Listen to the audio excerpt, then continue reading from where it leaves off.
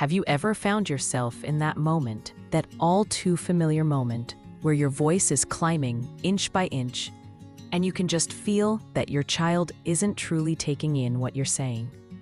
Maybe you've asked them to put their shoes on for the third time, or to please stop jumping on the sofa, and the words just seem to bounce right off them. And then, before you know it, that frustration bubbles up, and you hear yourself yelling. And in the quiet aftermath, there's often that little pang of regret, or maybe just a feeling of being completely worn out by it all. It's a tough spot to be in, isn't it? That feeling that the only way to get their attention is to raise the volume, even though deep down, we know it's not really how we want to connect, or how we want our homes to feel. It's this very challenge, this heartfelt desire to guide our children, to have them listen and cooperate without resorting to yelling, that we're going to gently explore together today. We're not looking for quick fixes or magic wands, because honestly, those don't really exist in the beautiful, messy reality of family life. Instead, we're going to delve into some practical, compassionate ways to understand what's happening in those moments, for our kids and for ourselves, and to find pathways to communication that feel better, that build connection rather than chip away at it. It's about finding ways to be heard, truly heard, while keeping that precious bond with our children strong and intact. So, where do we even begin to unravel this common parenting tangle? Well, a really powerful starting point, and one that we often overlook in the rush of daily life, is understanding the immense power of connecting before we attempt to correct or direct. It sounds simple, but it can be truly transformative. Think about it for a moment. When do you feel most receptive to someone else's request or guidance? Is it when you feel rushed, misunderstood, or like you're just a task on someone's to-do list? Or is it when you feel seen, acknowledged, and that the other person genuinely cares about what's going on for you? Our children are no different. In fact, they are often even more sensitive to these emotional currents. When a child feels genuinely connected to us, when they feel that sense of warmth, understanding, and belonging, their ears and their hearts open up in a completely different way. Yelling, by its very nature, creates a sense of alarm, of distance, of being against rather than with. It can trigger their fight, flight, or freeze response. And in that state, true listening and thoughtful cooperation are pretty much off the table. So, this idea of connecting before correcting isn't about being permissive or letting things slide. Not at all. It's about laying the groundwork for cooperation. It's about shifting the energy from one of conflict to one of partnership, even in those small, everyday interactions. How does this look in real life when the toast is burning and someone can't find their backpack? It might mean taking a deep breath yourself first, a tiny pause to gather your own calm. Then, instead of launching into a demand from across the room, try moving closer. Get down to their physical level, especially with younger children. Imagine how a giant, booming voice from high above must feel. Kneeling down, sitting beside them, brings you into their world. Try to make gentle eye contact. Not a stare down, but a soft, I see you kind of look. And then, perhaps the most crucial part, acknowledge what they are doing or feeling before you make your request. This is where the magic often happens. If your child is engrossed in building an incredible Lego castle when you need them to come for dinner, yelling, "Dinner's ready, come now," is likely to be met with resistance or a complete lack of response. But what if you were to walk over, genuinely look at their creation for a moment, and say something like, "Wow, that tower is getting so tall. Look at all those windows you've added. That's amazing. Hey, dinner is ready and it smells delicious. Can you find a good stopping place in the next minute or two and then come join us?" See the difference? You've acknowledged their world, their effort, their current focus. You've validated it. This small act of recognition makes them feel seen and respected, and dramatically increases the chances they'll respond positively to your request. It's not about manipulation. It's about genuine respect for their personhood, even when they're small. A gentle touch on the shoulder, if it's welcomed by your child, can also deepen that connection in that moment. It's these little threads of connection, woven consistently, that build a strong fabric of cooperation.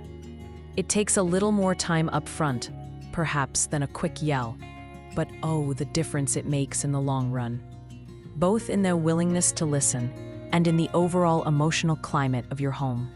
Now, flowing naturally from this idea of connection is another really important piece of the puzzle, becoming a bit of a gentle detective to understand why our child might not be listening in a particular moment.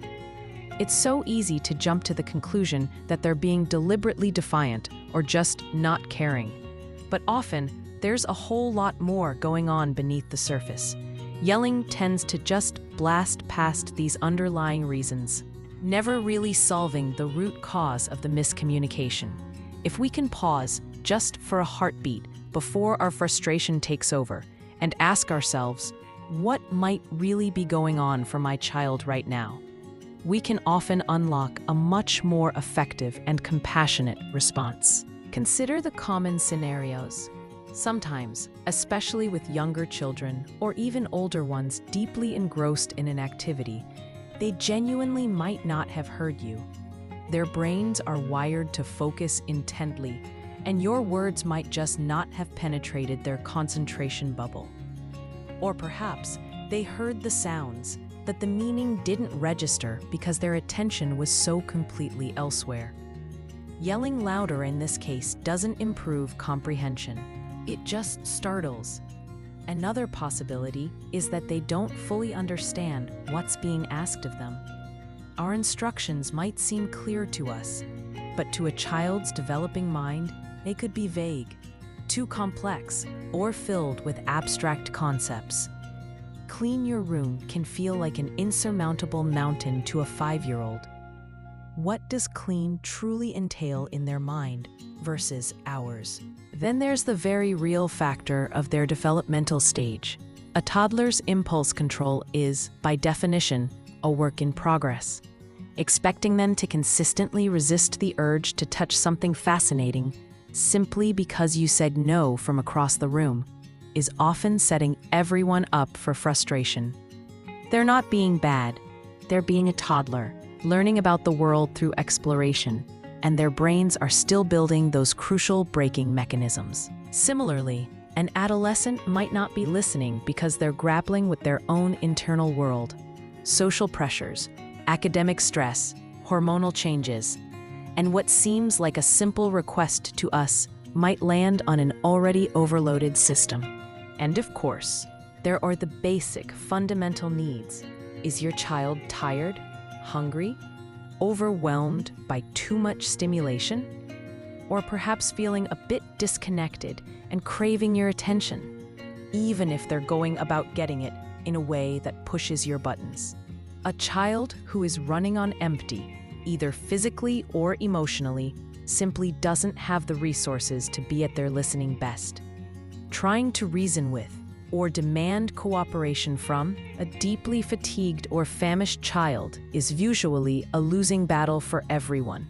Instead of escalating your voice, what if you first offered a snack or suggested a few minutes of quiet cuddle time? So, how do we become these gentle detectives? It starts with observation and a bit of curiosity. Notice patterns. Does your child have a harder time listening at certain times of day? Like right before meals or close to bedtime?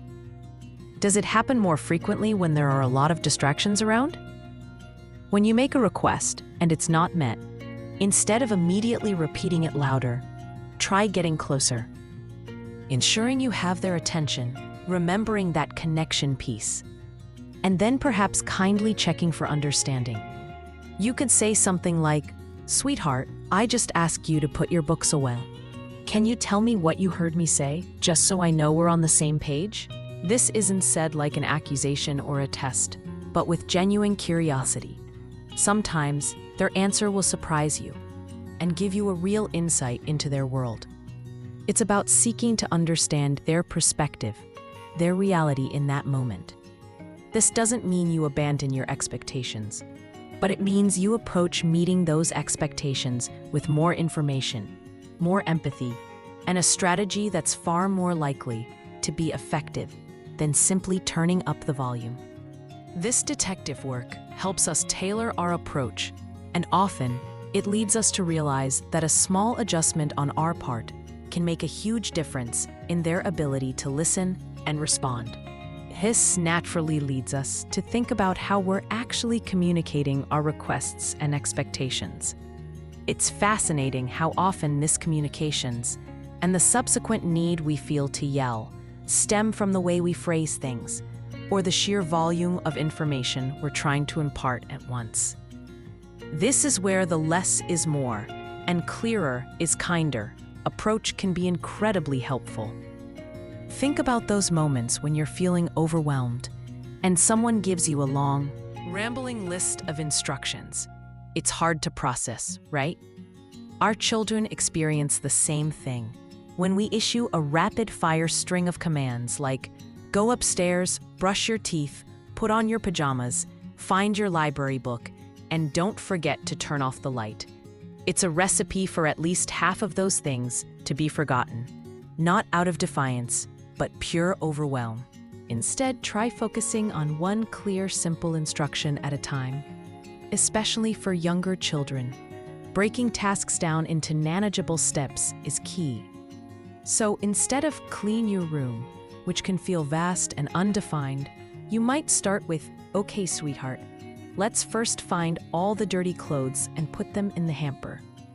Once that's done, offer a little acknowledgement. Great job with the clothes. And then move to the next small step. Now, let's see if we can get all the books back onto the shelf. This step-by-step approach feels much less daunting and much more achievable for a child. Another powerful shift is to state what you want them to do rather than what you don't want them to do. Our brains, and especially children's brains, tend to process the action word more strongly. So if you shout, "Don't run," the word run often registers most powerfully. Try rephrasing to the positive action, please use your walking feet inside. Or instead of stop shouting, try a calm, please use your quiet, inside voice. It feels different, doesn't it? It's less accusatory and more guiding.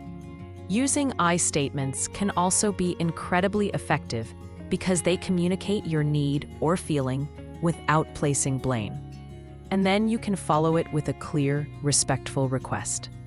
For example, instead of an exasperated, "Why haven't you put your shoes on yet? We're going to be late because of you," which is almost guaranteed to create defensiveness, you could try a calm, "I'm feeling a bit worried about being on time for school, and I need us to leave in 5 minutes. Could you please put your shoes on now so we can go?"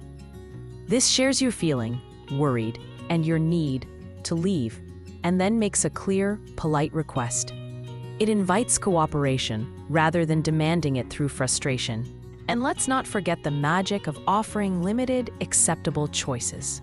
This can be a game changer, especially with toddlers and preschoolers who are developing their sense of autonomy.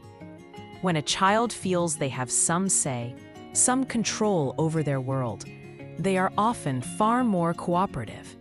So instead of "put your coat on now," which might be met with a flat no, you could try, "It's time to go outside.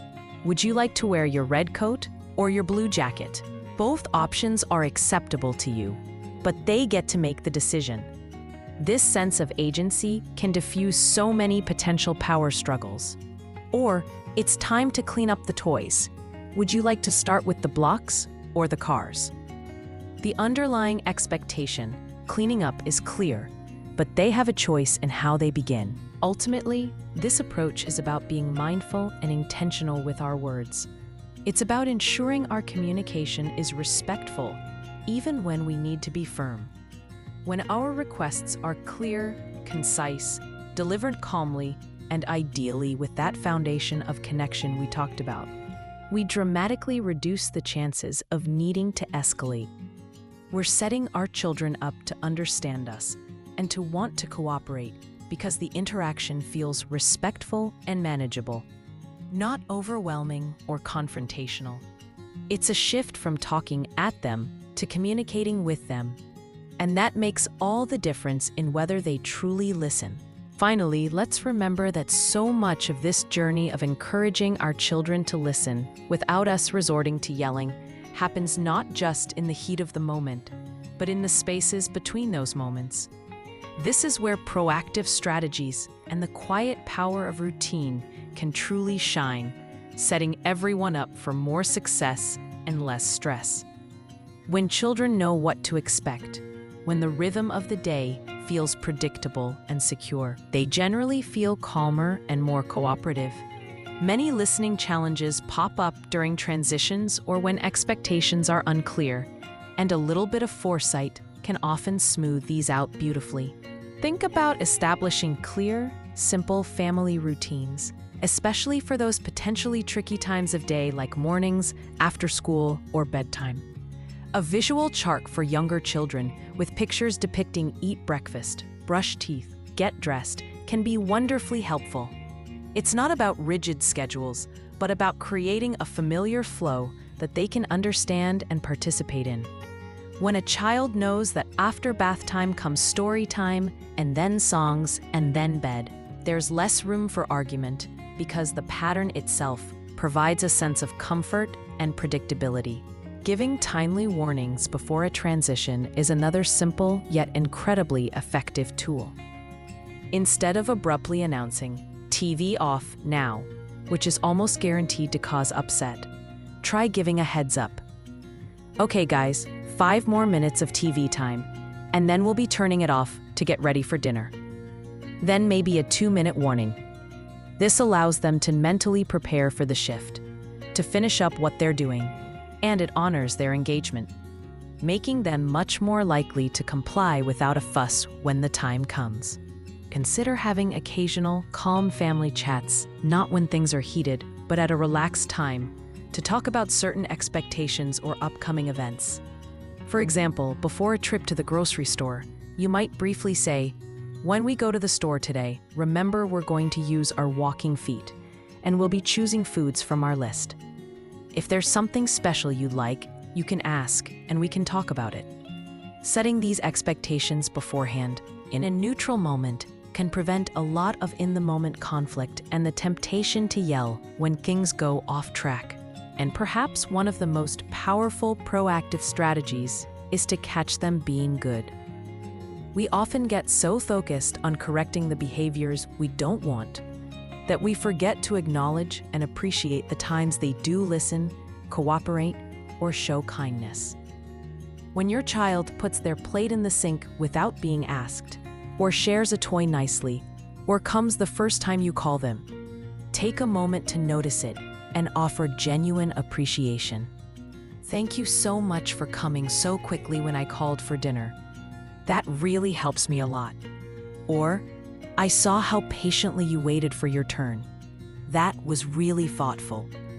This positive reinforcement is incredibly powerful. It tells them what you value, it makes them feel good, and it makes them more likely to repeat those positive behaviors. It's like watering the flowers instead of the weeds. The more you focus on and appreciate the listening and cooperation, the more it tends to grow. These proactive measures aren't about controlling our children. They're about creating an environment where listening and cooperation can flourish naturally.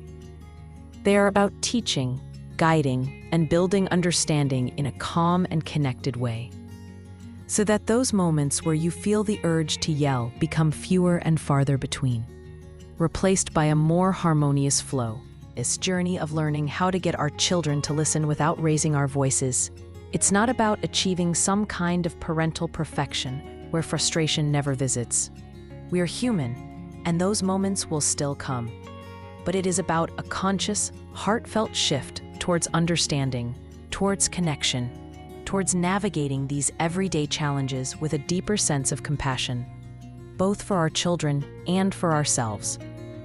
Each time we choose to pause, to connect, to try and understand the why behind their actions, or to communicate with more clarity and kindness, we are not just managing a moment. We are building a stronger, more resilient relationship. We are teaching them invaluable life skills about communication, respect, and emotional regulation, not through lectures, but through our own example. Please know that every small step you take in this direction matters immensely. There's no instant transformation, but rather a beautiful, gradual unfolding of more peace and more genuine connection within your family. You have such an incredible capacity within you to nurture this, to be that calm anchor for your child, even when the seas get a little choppy. Trust in your ability to learn and grow alongside your child, and be gentle with yourself throughout this process. It's a marathon, not a sprint, and the true prize is that ever-deepening bond you share. If this conversation resonated with you today, and if you're looking for more gentle guidance and a supportive community as you navigate the joys and challenges of family life, we would be so genuinely happy to have you as part of our Family Connection Hub. Please do consider liking this video if it was helpful, perhaps sharing it with another parent who might appreciate it, and subscribing to our channel for more content aimed at fostering understanding and connection within families. We truly believe we're all in this together, learning and growing, one heartfelt connection at a time. Thank you so much for spending this time with me today.